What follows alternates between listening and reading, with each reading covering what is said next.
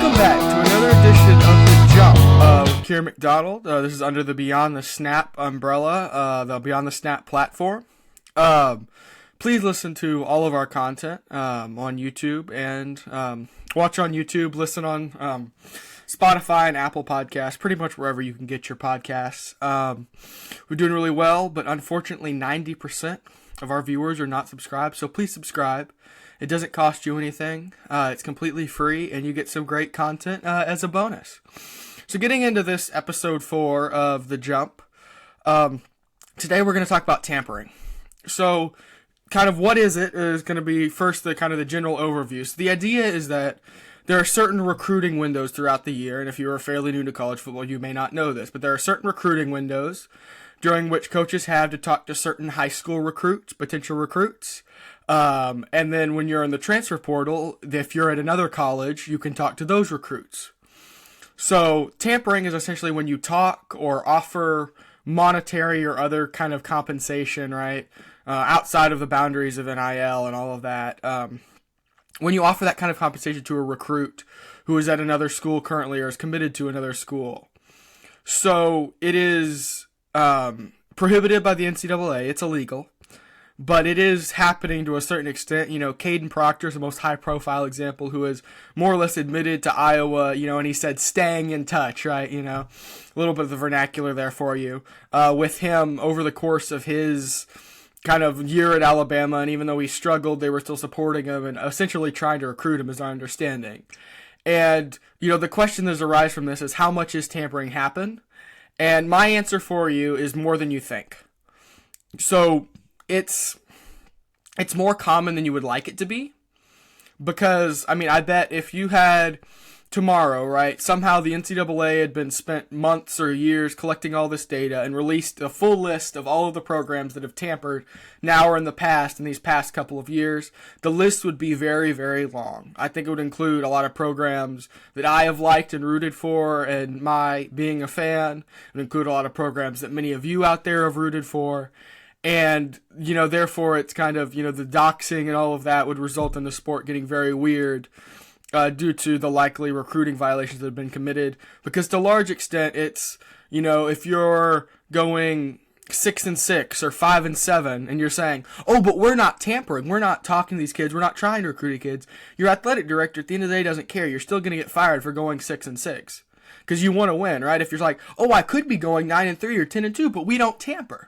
They're not going to do that. That's not an acceptable standard in college football. So it's probably pretty self-evident and pretty, you know, easy to find all across our sport, unfortunately. And it is one of the problems that comes with recruiting at such a high level and the intense competition for recruits and many times deciding games either the next year or many years into the future. So obviously you don't want to lose out, so you fire the guys that aren't going to tamper and you bring in the guys that will tamper. And to a large extent, I think this happens on maybe a recruiting staff scale, so not necessarily exclusively on the head coaching scale. So maybe your head coaches aren't doing it, but maybe there are recruiting guys or coordinators or position coaches, right? It's ambiguous and it's a problem. So obviously I try to do my best, and this is a good little life lesson for you here. You didn't expect that, did you? Never present a problem without a solution. So I, of course, have a solution. Tampering is, you know, it's pretty pervasive. It's not uncommon, I wouldn't imagine, and I think it's more common than we would all like it to be. But the solution is where I think college football is trending in the short term and in the long term in general, towards almost a contract-based, a revenue-sharing format with the players. Because if you are, you know, contributing your services, you deserve some of that TV revenue, some of the millions, potentially even up to several $billion that conferences like the SEC or the Big Ten bring in every year in media rights just by selling their product, basically, right, to TV networks like ESPN, CBS, any other network that would want to carry a game. And ultimately, I think that's where we're headed. I think that's the most logical place. I mean, that way, you know, every player in the SEC is going to get $50,000 a year or $75,000 a year, right? And every player on scholarship is going to get that. And to me, that's the most equitable way to do it, and then you augment through NIL deals. So NIL, there's no NIL collectives at schools, because to me, NIL collectives and associating that is kind of just thinly veiled with tampering. And Florida State has also been kind of convicted, more or less, of some recruiting violations. This has been a couple of weeks back. And that they have resulted in, they've been limited to their amount of official visits, and they've been limited in basically a lot of recruiting capacity. They've lost some scholarship spots. They've lost a lot of that, and that's kind of just, they've had to disassociate with some of their NIL partners and groups.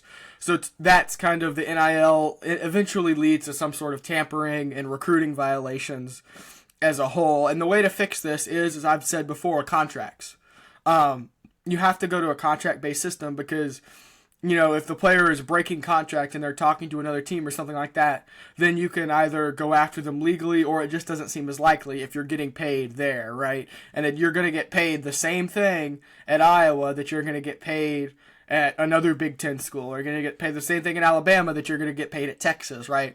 So there's no incentive to go jump in the portal or tamper with other teams, get them to give you offers on the side, because you're all going to get paid at the end of the day the same amount of money to produce to your product. And also you're locked into teams. So it does twofold. It gets rid of the issue of having to re-recruit your roster every year, and it gets rid of the issue that, of tampering and being forced to almost commit these recruiting violations to succeed, which I think those two things combined are driving a lot of coaches out of the sport right now.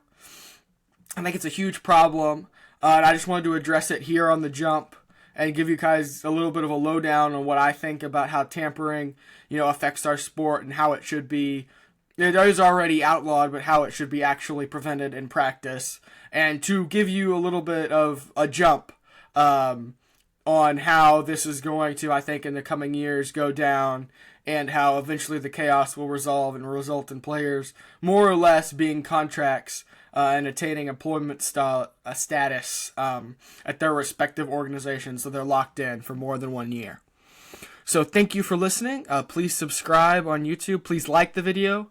Comment down below in the comments if you've got anything to tell me, any thoughts, any ideas, all of that. Be sure to email us at beyondthesnap football@gmail.com. It'll be up there. Feel free to watch some of our other videos, and have a great day, and goodbye.